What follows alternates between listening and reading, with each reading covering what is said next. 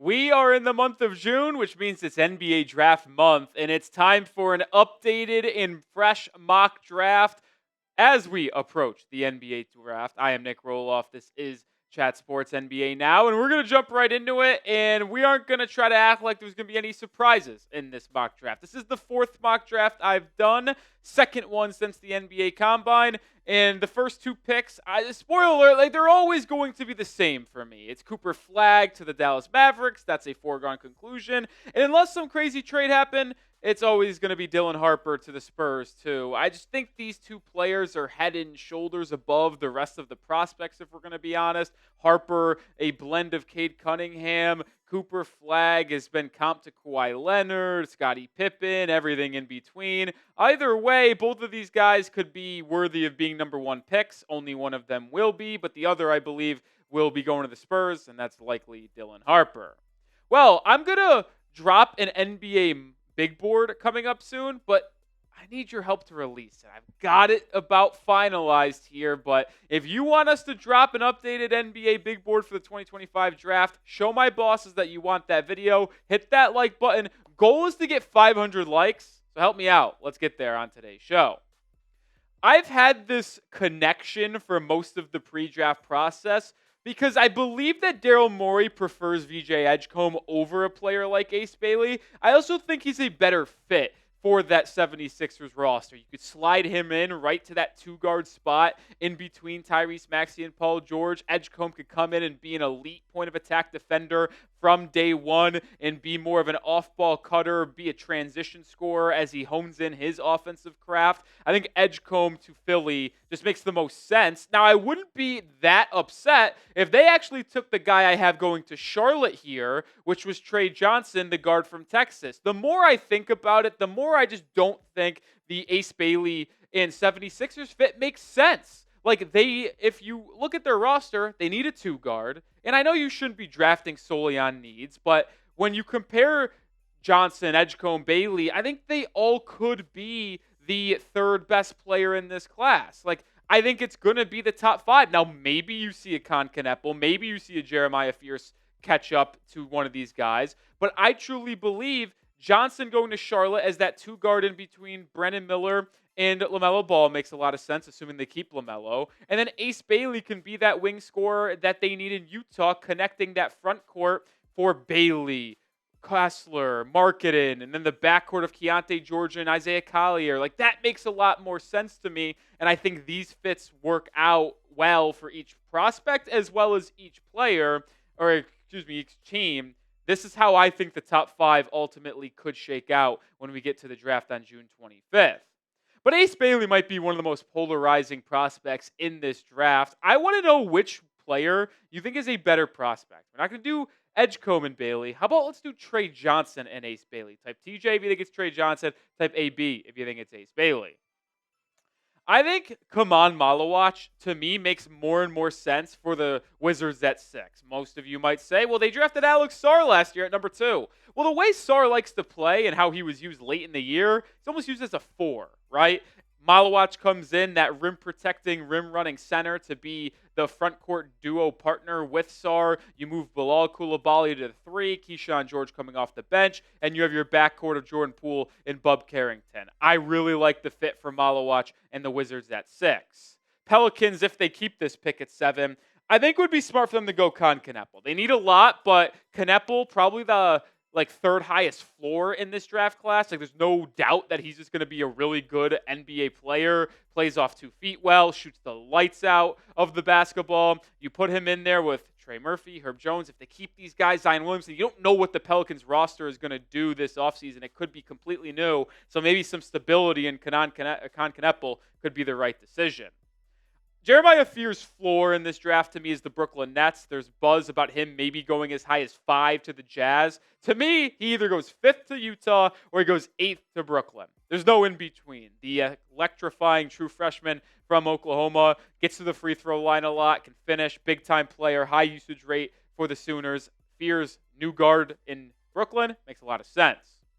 I'll have Kasparas Jakucionis going to Toronto here at 9. And some people will say, another guard? Why would they do that? They have Quickly. They have RJ Barrett. Well, both of those players could be on the move this offseason, and so could this pick, if we're going to be honest. They've been linked to Giannis Antetokounmpo rumors. I think Jakucionis is the best player on the board here at 9, and Masai Ujiri ultimately just takes the best guy that can play off ball, can play on ball. Maybe he starts, maybe he doesn't, but I'm really high on the future of Jakucionis.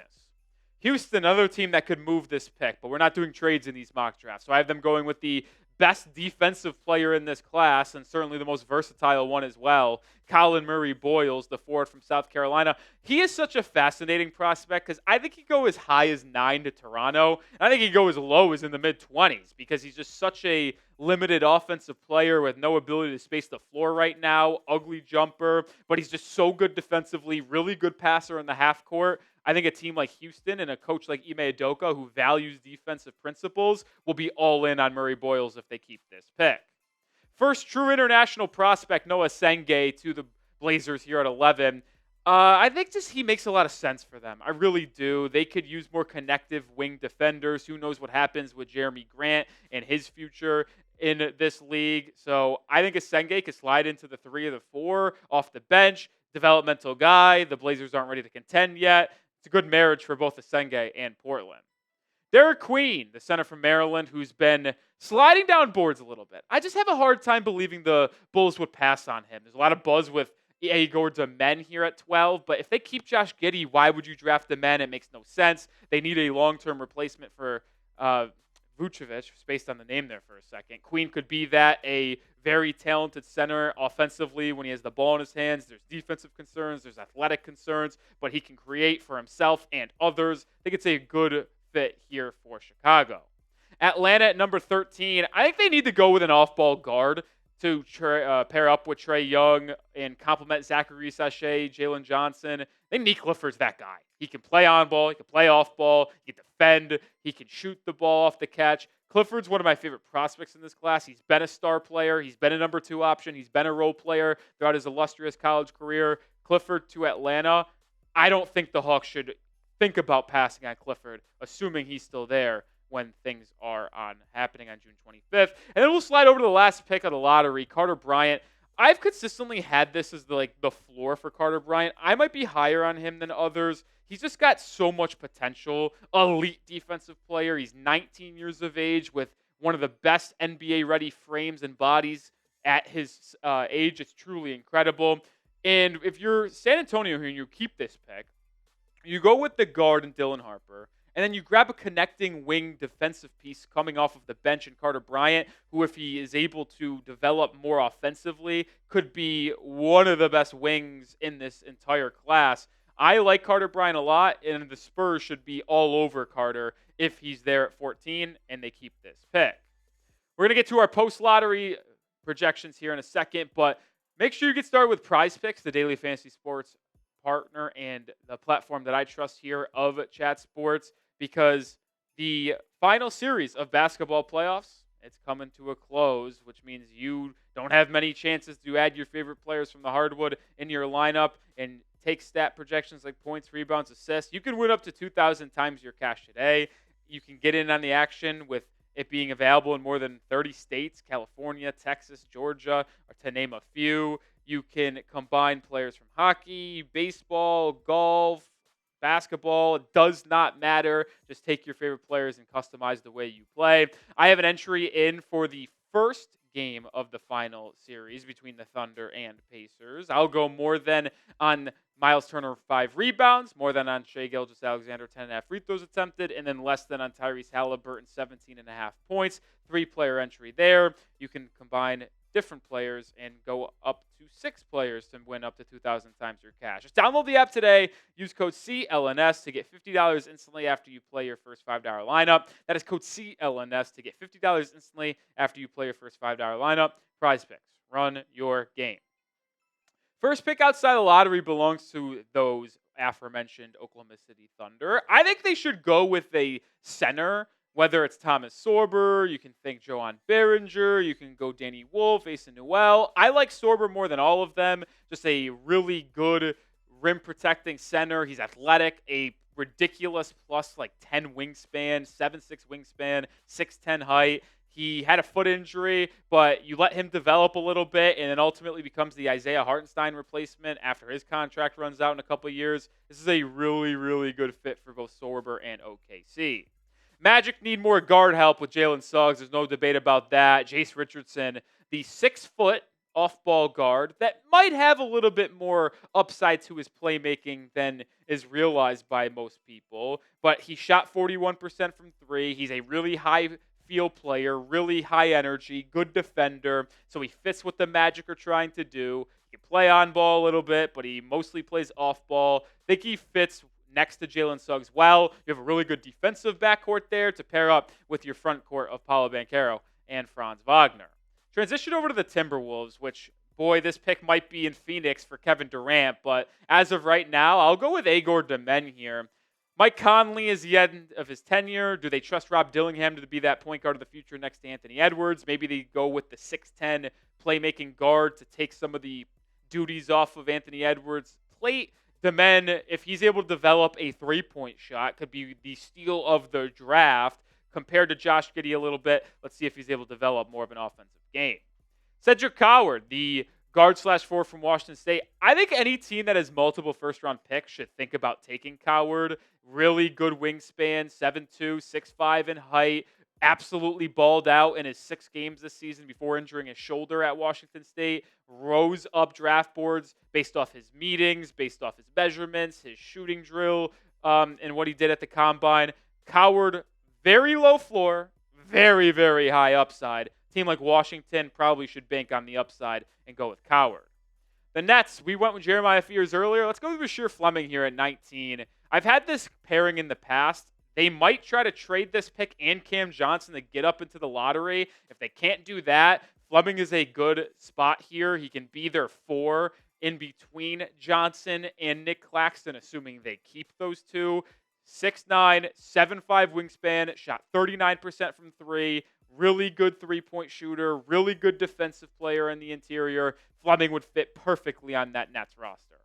Heat at 20. They need a lot. Let's go with Nolan Traore, the guard from France, who actually measured in today, by the way, at the overseas combine. 6'3" without shoes, 6'8" wingspan, so really good measurements for the guard from France. He has had 2 straight years of having a 30% usage rate or higher for San Quentin. Thought of as a top 5 pick coming into this draft cycle. Slipped a little bit due to his poor offensive play and turnover issues, but is the fastest player in this draft class. The Heat need a guard next to Hero. They get one here with good size, good athletic traits. If he puts it together in terms of his offense and ability to shoot from the perimeter and finish inside, Heat could find a steal here at Traore and 20. So we've had 2 international prospects go off so far in this mock draft. Traore at 20 and Noah Essengue at 11. You can make the argument that these 2 are the best international prospects, or maybe there's another one out there like Ben Seraph. If you know ball, go in the comments and let me know who you think the best international prospect is. Move over to the final 10 picks here. Will Riley, the guard/4 from Illinois, to the Jazz at 21. I'm really low on Riley. I don't like him. I think he is a borderline first-round pick. I would take him in the second round, but I wouldn't take him with a first. But I think a team like Utah, who has a lot of picks and needs to try to take as many high-upside guys as possible, Riley could be someone they gamble on, but he's just so frail. I didn't like the way he was unable to finish. He's willing to drive inside, but he gets bumped off of his spot too often. And I just don't know what his role is at the next level. So I'm out on Riley, but Utah might be in at 21. The Hawks keep a local kid around. And when I mean local, I just mean he played at Georgia. Asa Newell, the center/forward, who high motor, can space the floor a little bit. Showed that near the end of his college tenure. True freshman one-and-done guy. But the Hawks could use a backup to Onyeka Okongwu, someone to play alongside him. Newell could do that, could be a backup.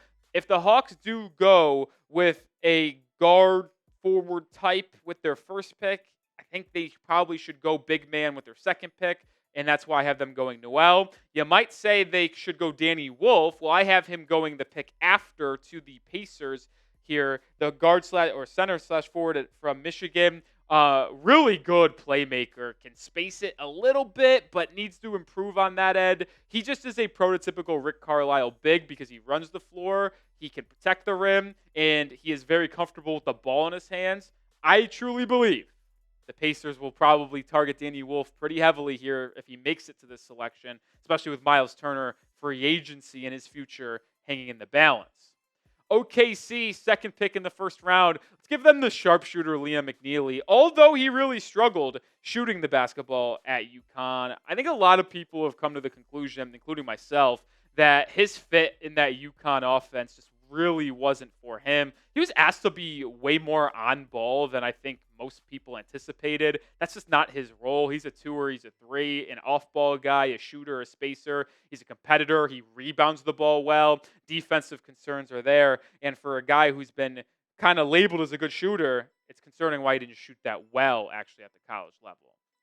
Someone who did shoot the ball really well at the college level, Walter Clayton Jr. from Florida. I have him going to Orlando. And if you're keeping tabs at home, I had now Jace Richardson and Walter Clayton Jr. going to the Magic.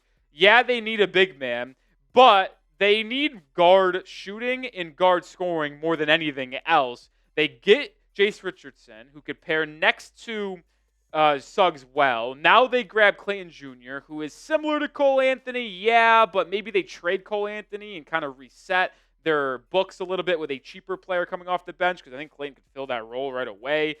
Really good scorer. A lot of people like him. A little bit lower on him than most, but I can see why people like him. Very comparable to Peyton Pritchard.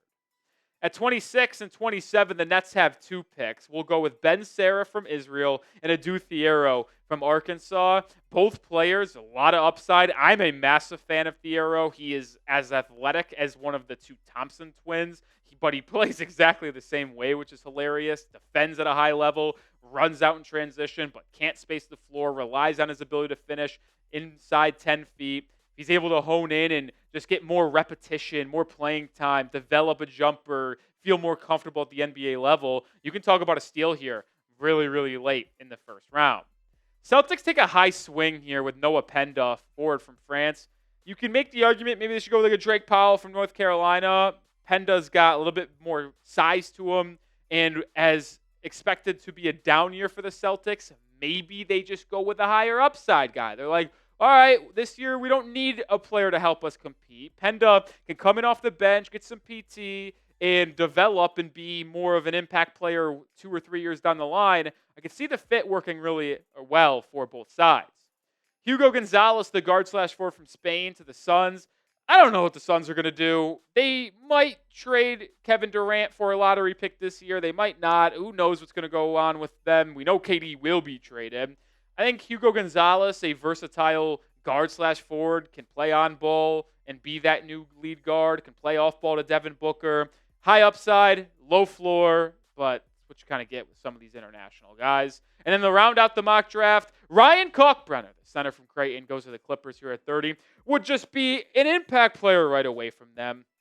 Multi-time Defensive Player of the Year in the Big East. One of the best rim protectors analytically and rim finishers analytically in this draft. Would be a perfect backup for Ivica Zubac. It'd be fun to see those two just work in tandem.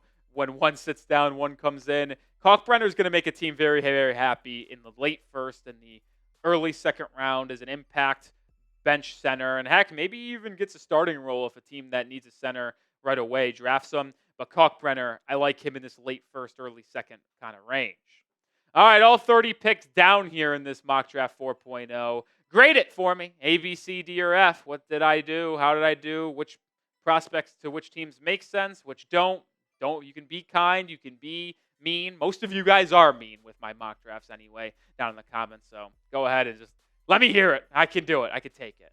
But if you want more, make sure you go follow me over on Twitter at Nic_Rohloff because I'm talking more NBA draft news, rumors, content over there. You can also be even louder with your hate in my comments if you want. My DMs are open too. Just go give me a follow over there. And make sure you subscribe as well for weekly NBA content. And we will be live for the NBA draft as well on the 25th and the 26th. Subscribe now and join us.